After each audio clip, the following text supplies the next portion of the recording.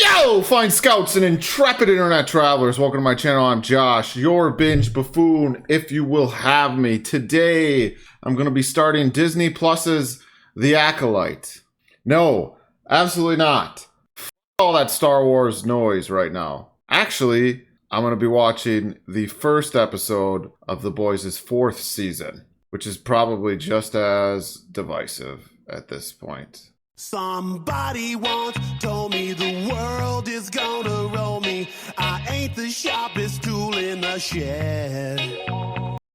I'm tempted to say that I love The Boys as a series. I've thoroughly enjoyed seasons 1 and 2. I remember after watching the season 2 finale, texting a friend and saying that was just a great hour of television. It has, over the course of its first 2 seasons and even its third, been a show that I've looked forward to week to week. However, its third season was undoubtedly its weakest, in my opinion. It was very shocking in regards to things like sex and gore. And Anthony Starr's performance, top tier. Of course, I still enjoy Butcher. I still enjoy Huey. I really liked Jensen Ackles as Soldier Boy. That sort of is the problem. The series really wanted you to feel like he was a bigger threat than Homelander. After spending 2.5 seasons building Homelander up as the most ridiculous, threatening threat you could possibly imagine. Soldier Boy couldn't even beat Homelander in a fight. That said, I really did enjoy the fight scene between Soldier Boy, Homelander, and the souped up Butcher and Huey. I thought that Temp V did add a very interesting element to the series, although Huey walked away relatively unscathed, and there should be some consequences for Butcher in the fourth season. But that's the thing. I feel like this show doesn't have any consequences for its characters anymore. Maeve walked away alive. She got a happy ending. Again, you can't just build Homelander up as this ridiculous threat and then tell us that Soldier Boy is a bigger threat. Nothing happened in season 4 that justified the finale of season 4. I mean, the character was deplorable, and I enjoyed the decharacterization of Soldier Boy, especially in the scenes where he talks about how his dad treated him and how he wanted to be a real man, but his father never saw him as one. And even after he got all souped up, his dad told him he cheated. And then in the scene with Homelander, he treats his own son the same way. That stuff was all great. I just feel like there's too much plot armor at this point. I know certain things won't happen because Homelander needs to remain where he is in order for the series to continue, which takes a lot of tension out of the series. I just don't think coming off of season 3, it's as strong as it was coming off of season 2. But I still really enjoy it. I think it's super fun. It was announced recently that season 5 is going to be the last season, which will set it up to be the strongest because Homelander won't have the plot armor that he has now, nor will the other characters. All of that said, I should probably address the elephant in the room, pun intended. The elephant across the aisle from the donkey. In America, it's an election year. In this show, it's an election year. I'm sure they're going to go very hard with the political commentary. That's always been there. I don't think people took as much notice of it early on because, well, things are just different now. That's all people are looking for. Does this show cater to the left? Most shows do, which is whatever. I'm not saying that to take a side. It's just fact. And this show obviously uses Homelander as a surrogate for Trump. Where am I going with this? I guess because I was thinking about this the other day, and I texted one of my buddies this. I'm curious how other people feel about this, because we're all just people with different opinions. I said, how do you feel about The Boys' approach to political satire in general? And my buddy goes, in general, I don't really care for shows and movies emulating major real-life scenarios or people. It's an eye-roll moment for me when people try to make political statements in entertainment. And I replied, that is sort of The Boys' whole gimmick, though. Superheroes being a deconstruction of idol worship. So I feel like it's a little different when that's the premise to begin with, as opposed to other projects where it's just out of left field, pun intended. He said, honestly, I don't agree with any of that, most of all the pun. I said, so you don't think a piece of work that defines itself as satire out of the gate is allowed to take shots at anything and everything? Isn't that the point of satire? Or when you say political, are you referring to taking a side/stance in the contemporary culture war? I thought that pun was clever, ... I don't like being forced to think about real-world controversies when watching TV. That's my escape. and I just didn't get the pun. I don't know what I'm missing, but I don't understand. I'm sorry if it was annoying that I just read text messages to you, but that was easier for me than coming up with something new to say. And I'm not trying to necessarily be political in this moment. I'm just trying to be honest about this show because I feel like it's going to be wild. And there's going to be so many people that are either invigorated by what it has to say or offended and annoyed by what it has to say. If the show makes me feel both of those things, I'm okay with that. I do prefer when television shows, literature, movies take a more nuanced approach and are objective. I'm fine with taking shots at the right and being fucking crazy about it, as long as they do the same thing to the left. That's, I think, productive satire. If you just take shots at one side, it makes the other side feel egotistical about their position, while making the people you just attacked feel emboldened. You don't accomplish anything. But if you can make them both feel like fools at the same time, that's how you actually do something. That's good art. I think the best writers don't tell you what is right or what is wrong. They lay everything out. They let the characters make decisions that make sense for those characters under the circumstances that are created. And then they let the viewer decide. It holds a mirror up to the viewer without making them feel like, ha ha ha, look at you. It should be more like, oh, fuck, look at us. And that's good satire. If the boys can do that, and I'm not saying the boys hasn't made fun of both sides in the past, they have, but they go a little harder at the right. I shouldn't even feel the need to say this right now, but I'm very moderate, and I didn't want to be political on this channel, but when you're dealing with satire, you might as well just fucking say everything that's on your mind. Alright, yeah, whatever. Sorry about all that. I'm sure somebody hates me for everything I said, but that's the way it goes. I'm not going to promise to watch the entirety of season 4 on this channel, but I'm going to do this episode. Reaction channel. Let's ride the coattails of other people's art. Real quick. I'm not saying writers can't outline what they believe to be right and what they believe to be wrong. I think morality is important in the message, whatever the message is. I think messages can be good. They can be fantastic, but don't engage in overt social commentary cliches that ultimately accomplish nothing because we've heard it all before. You're just doing the same thing as everybody else. You're beating a dead horse. Do something different. Do something new. And this show has such an opportunity to do that in the most outrageous and hilarious way. And that's why I love this show and the opportunities it presents within this genre. I just have a feeling, and I'm trying to be proactive, that given how this show has every intention of saying so much about the year we're living in right now in America, that it might, and this is going to sound ridiculous, but play it safe.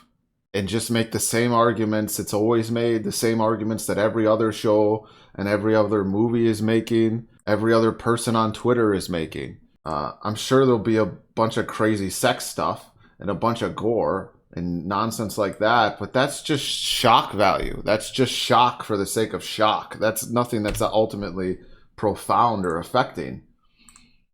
All right, I've said enough, sorry. And maybe I'm expecting too much.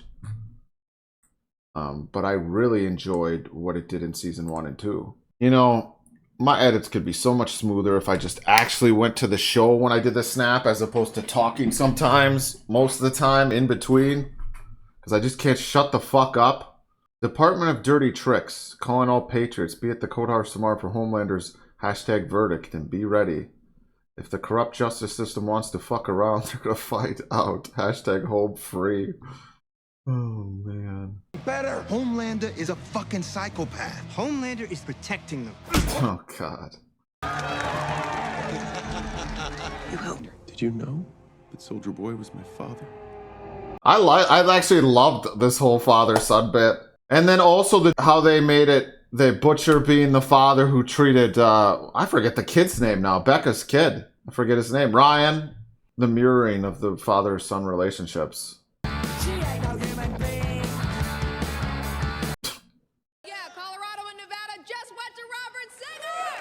Robert Singer, by the way, that's producer, isn't he? He was a producer on Supernatural as well. There's a lot of Supernatural stuff in this show, obviously, and Jeffrey Dean Morgan's in this season.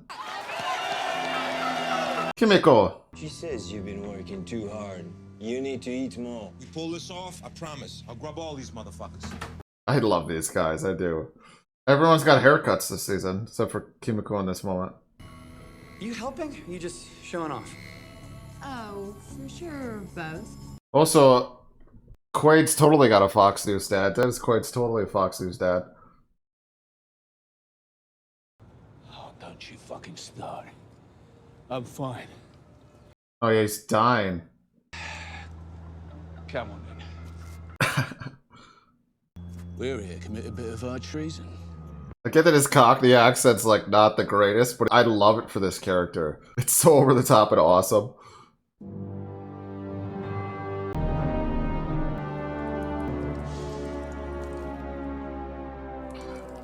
That was a cool. I like this moment. It was started as like a larger than life shot, and then he turned. Oh, he's just pissing. Oh, and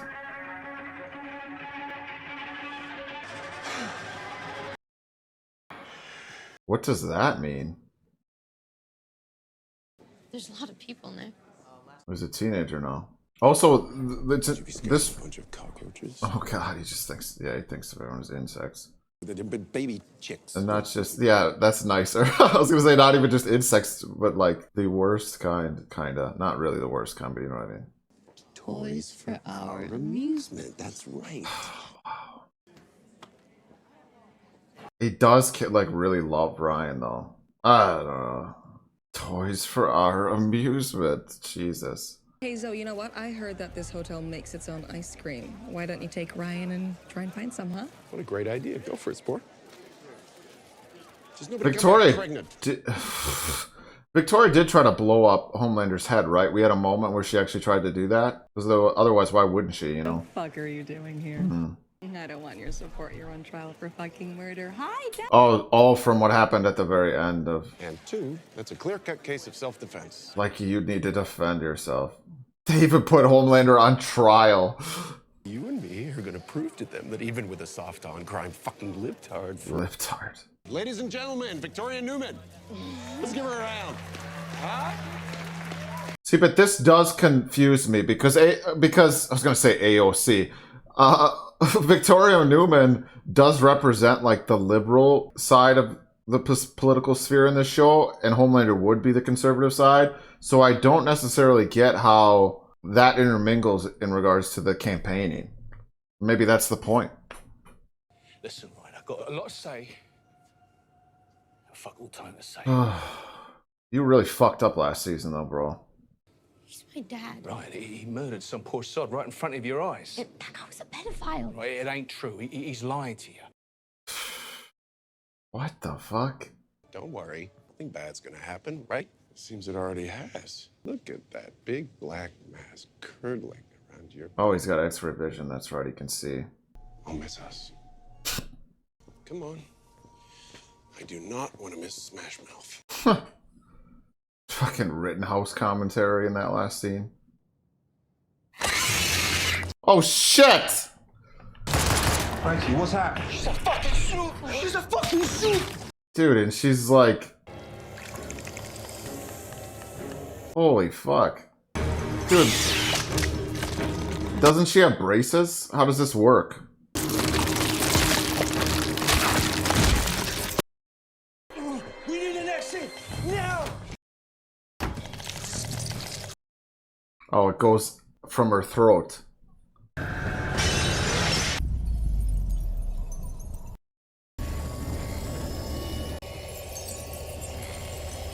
It's a little baby arm, like Deadpool.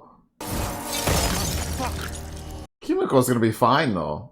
See, but there's very little tension for me in these scenes. Whatever. I get that it's bloody and it looked cool. I don't even want to see this. I don't want to see this. Oh, they're not gonna show us. They're gonna just... Also, not to keep ragging on last season, but with Compound V and Temp V, the application of it was way too convenient in every case, even with Kimiko getting her powers back.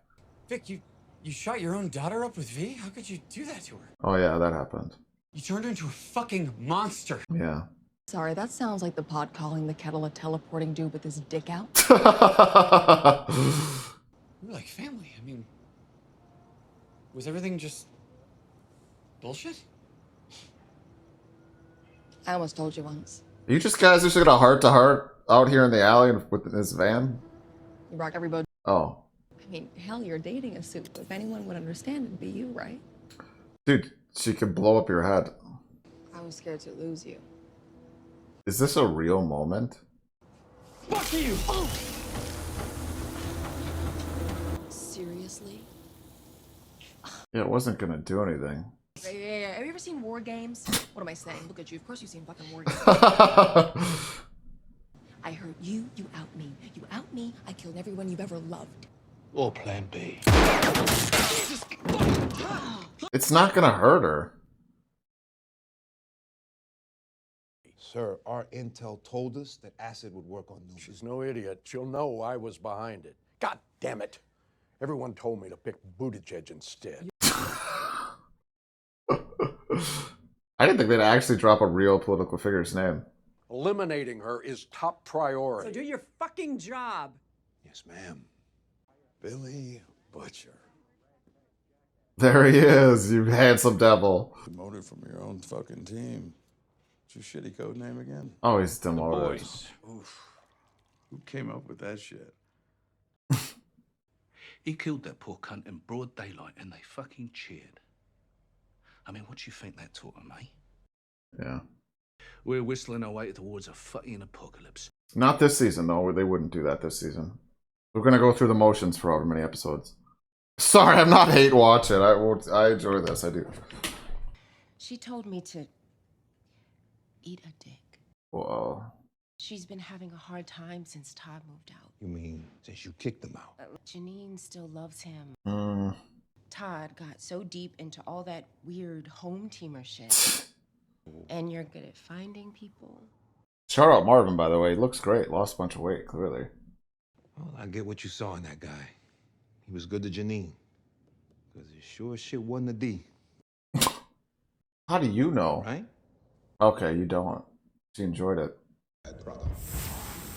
Your destiny.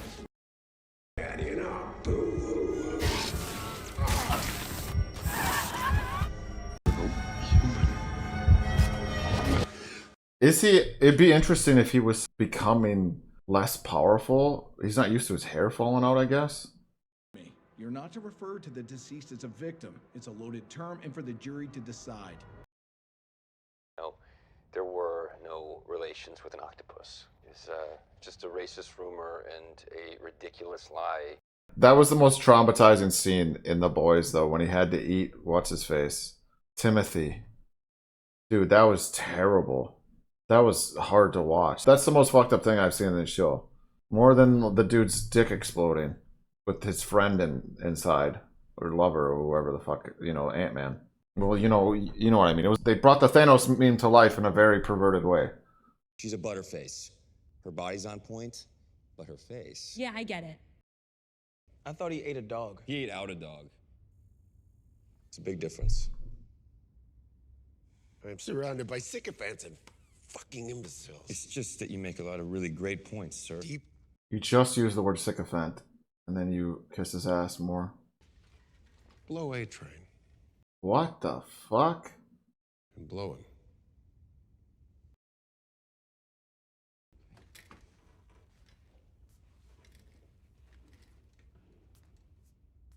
Get up.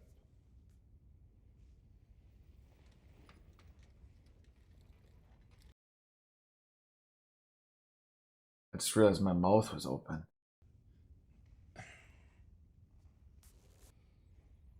He's smiling? Dude.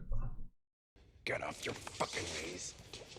Oh my god, thank God. Okay, I'm glad that this is how this scene's going, and we didn't actually have another Timothy scene where we don't need to keep doing stuff like that. It's just not necessary. He was proving a point. Okay, thank you. I was gonna do it. Oh my god! He's an Antifa pedo who fucked around and found out, and an eye for an eye might be in the Jew section of the Bible, Dude. but it is still in the Bible. I just imagine Kripke writing this when the Rittenhouse trial was going on, because he totally was. Just like, you know what I mean? It's like some fucking Ryan Johnson shit. They're a hand-picked sort of secret service. She must need them for something. I need a hand to get Ryan away from Homelander. You're between a cock and a hard place. A cock and a hard place. Myself. Oh, you mean that nasty little virus they cooking up at Godolphin? The material Huey has on me from the Red River group home. Those are my terms. I mean, Ryan's potentially the most dangerous character, to be fair. He's the future. The children are our future, you know? Fuck. Oh, no. Dad? Fun fact, and you guys probably already know this, but Simon Pegg was who the original Huey in the comics was modeled after. And Jeff Epstein killed himself. Now, the only thing these teens are at risk of is being groomed and thrown into Starlight's LGB terror dungeon. Oh my god. Oh, so she's gonna be the one Homelander picks. If, just if, you were a Starlight, then maybe we'd drum up some real donations. Where do I know this guy from? I didn't watch the Gen V, by the way. I just didn't give a shit. I don't know why. Love my boss knowing I'm an ex-junkie. Oh.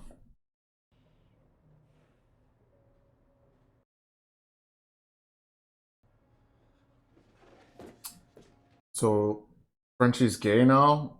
Maybe he was always bi. That was probably a thing. But we're gonna have a love triangle with these three now?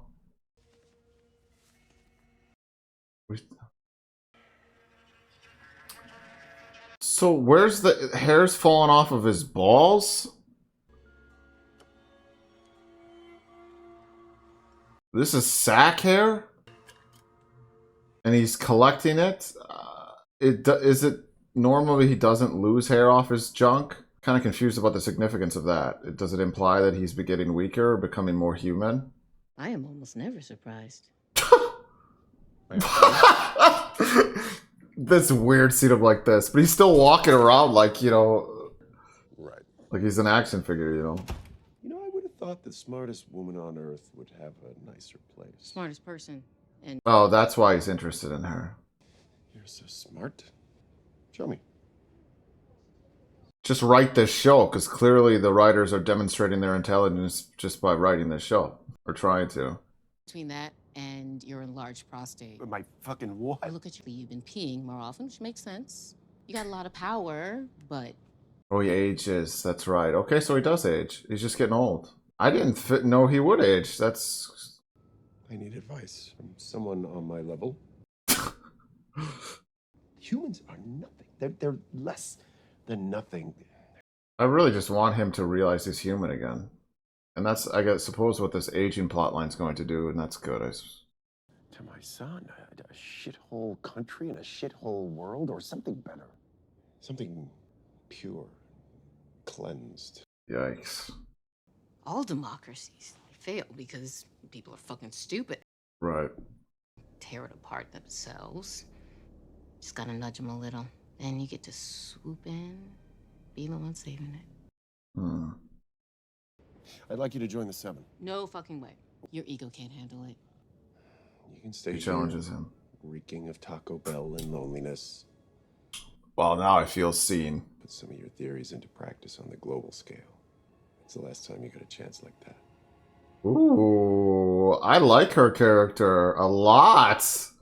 Very interesting. Because his intelligence is... Ooh, intelligence isn't necessarily always a good thing. Oh. Good in the moral, ethical sense. I mean, you know what I mean? This is good. That's good. I like that. He called me right before it happened, and I didn't pick up. For wants us to chat about some stupid fucking James Patterson book that he's reading, and I saw that's not funny. James Patterson. Good writer, I suppose. He is. I don't know why I said it like that. He is. Shout out James Patterson. Legend. Look at this sexy son of a bitch. Where would I put that? Right here. Look at him. I don't know. Fuck. Where am I pointing? Over here. Right here? Yeah. Stallion. I hope the old man pulls through.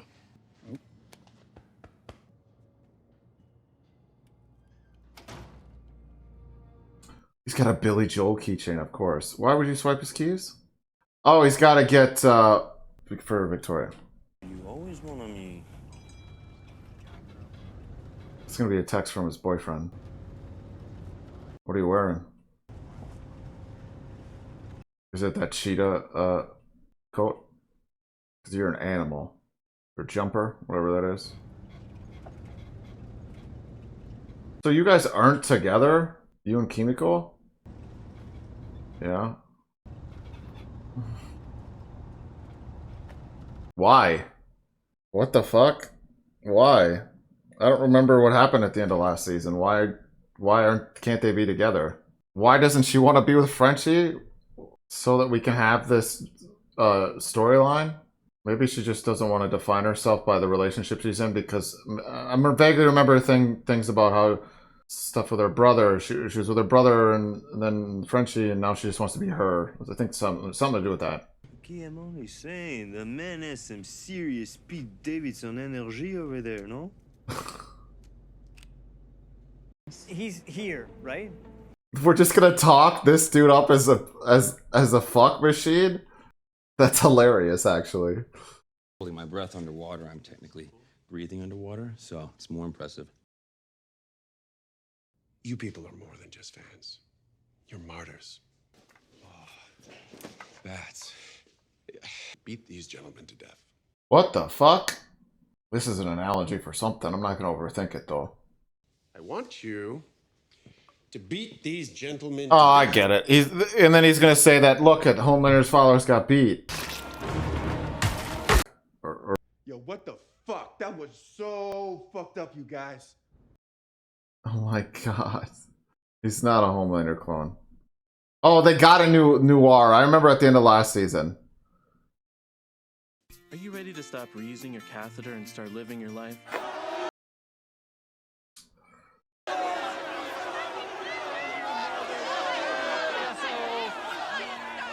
Two sides. No nuance. I guess Starlight would be the you know, said Victoria, which she's not. Not guilty! Fuck you, fascist! Oh, she's gonna incite a riot. See, honestly, I'm gonna be super annoyed if there isn't gonna be assholes on Starlight's side and assholes on Homelander's side, but also good people on both sides. Like, that's just not the way that you do this. If there's one side's an asshole and the other side's not, just blanket statements. It's just, you're not actually saying anything. You're just saying, this is my opinion, and I align with this camp. It makes for a less interesting show.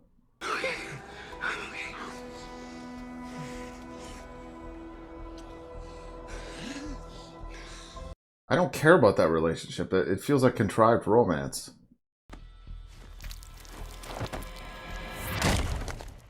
Oh, they're gonna put the she incited the riot so he can put the bodies down in the riot and be like, look what the other side did.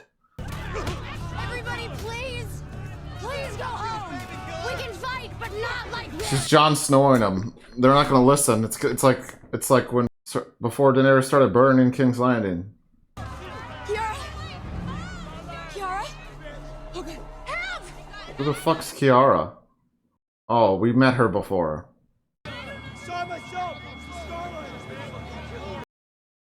Yeah, but did anyone in the riot have baseball bats? They can examine the bodies and be like, these guys didn't die from punches from normal people. Homelander gave them baseball bats. Violent attacks by Starlight supporters left 3 innocent patriots dead. Out of I don't want Butcher to die. Hmm. My mom loved him. Hmm. What's her face did a great job as Becca, by the way. I like really genuinely teared up when she died. What about you? You have every right to be upset. I'm upset for you. Does he have a new Lady Octopus? Everyone there loves you for you. As the sweet, sensitive, really strong swimmer you are. Baby, Yeah. look at me. We wouldn't have to hide our love anymore. We could just be Kevin and Ambrosius. Makes me so uncomfortable. She's got a little deep action figure thing.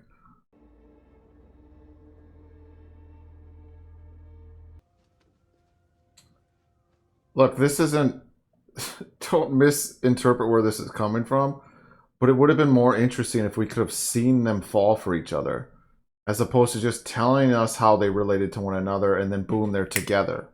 Like, that doesn't work for me. I don't care about this character. I think they're setting it up so something's going to happen to him, and I'm just not going to care.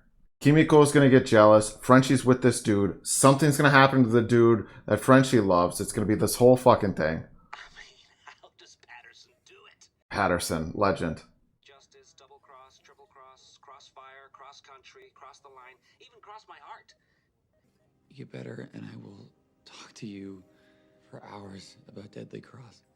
You can read the whole fucking book to me if you want. For what it's worth, I think he can.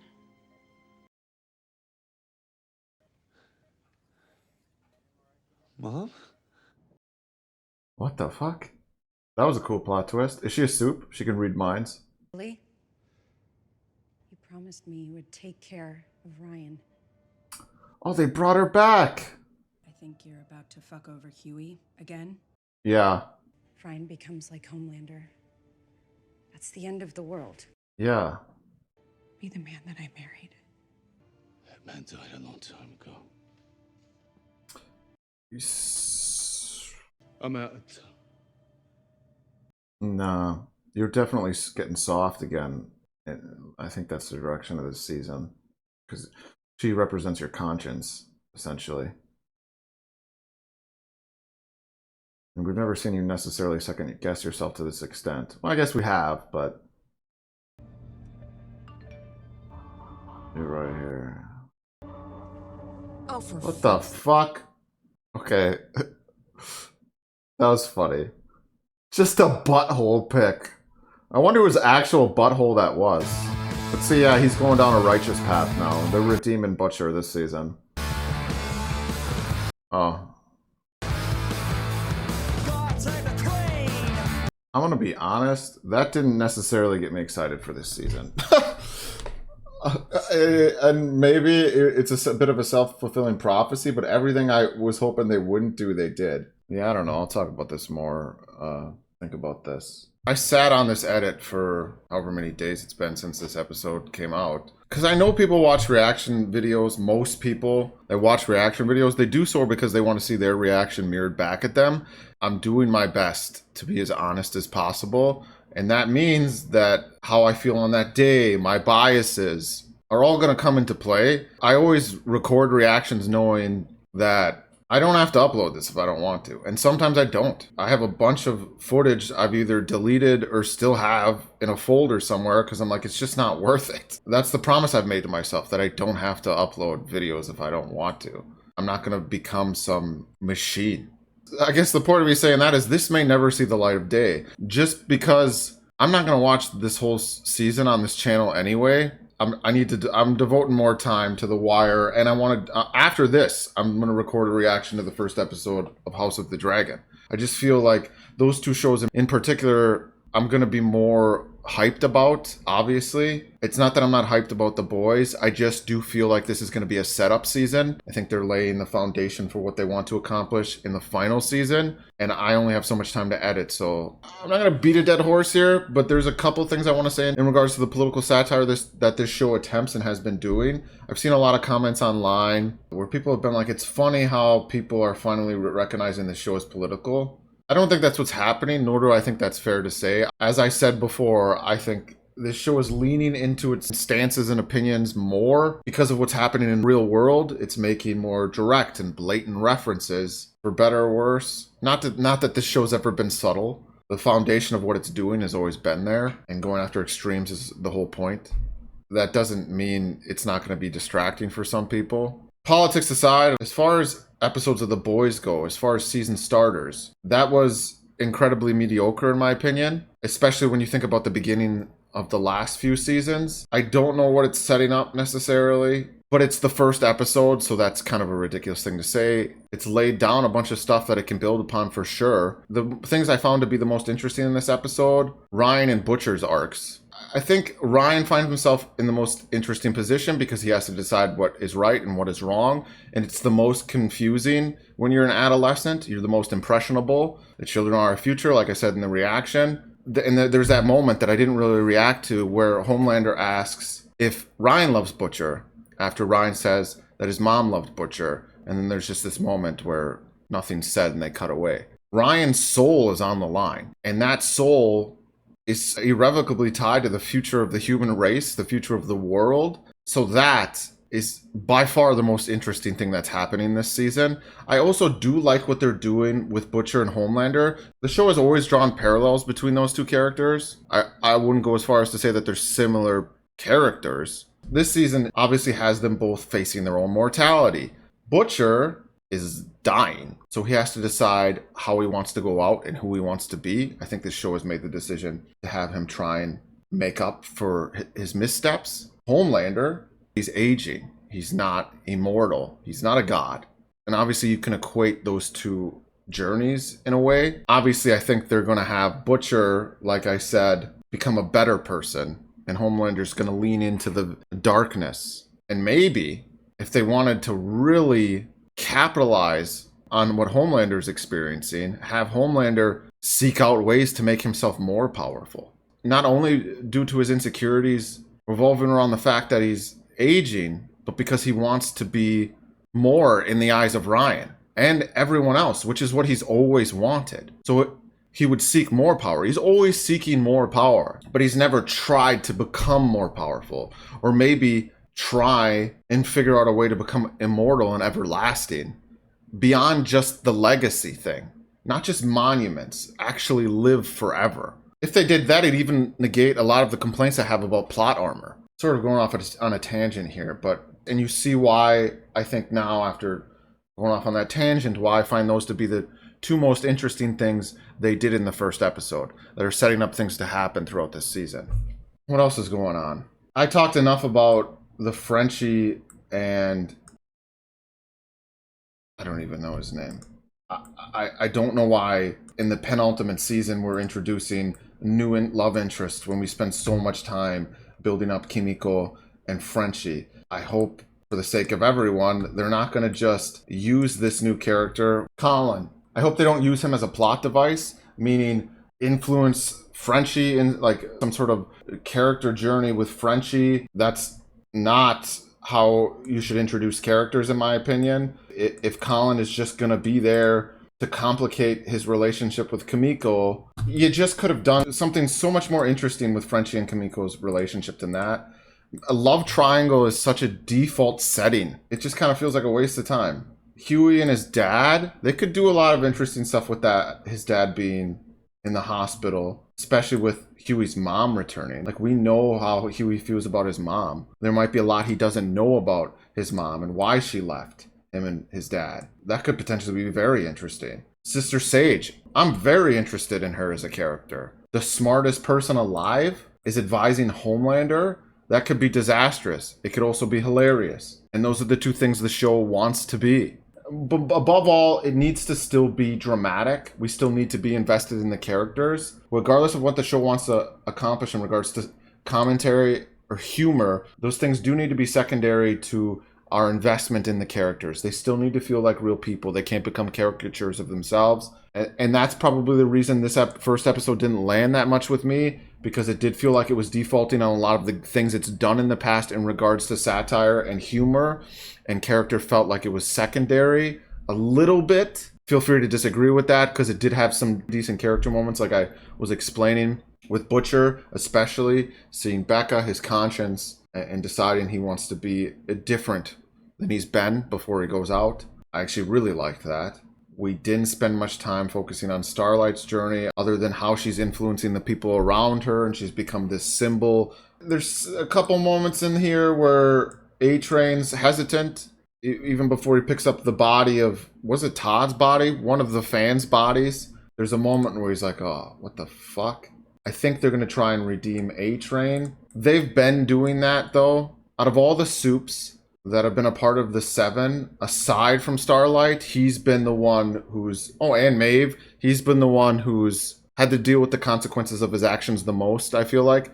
Aside from the Deep. The Deep has definitely had to face the consequences of his actions, but in order to get himself out of the situation he's in, he's doubled down. A-Train's done that too. He's played the game in order to get out of the doghouse.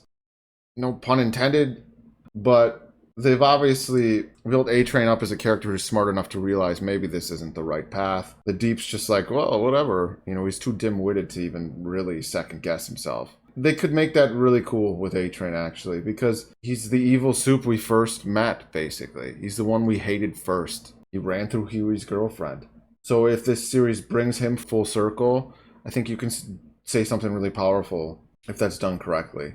My biggest concern with this series is that it's going to run out of gas. It's just going to keep becoming more overt with its satire and lean into the shock, humor, and gore because it doesn't know what else to do. And it may do that a little bit this season. But I think once we get into the final season, it has the potential to be stronger than ever before because it can do so many things it doesn't want to do right now. And maybe that's why we've introduced a lot of plot lines, I think, in this first episode that might ultimately go nowhere, just because it's trying to burn time. And I'm certainly being jaded in my approach to this first episode. I just have concerns.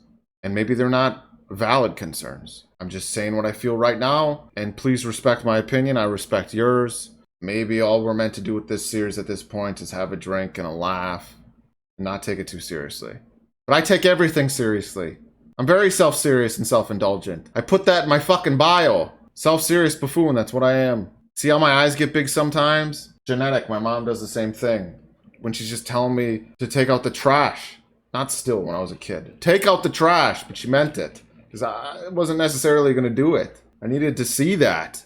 Whatever, that's all I have for this one. Big love to everyone who was bored enough to join me. Let me know your thoughts in the comments. Drive me off this platform if you must. Otherwise, like, subscribe, dislike for cathartic reasons. Drink water, stay young, and remember, don't be an idiot. Be a buffoon. Peace.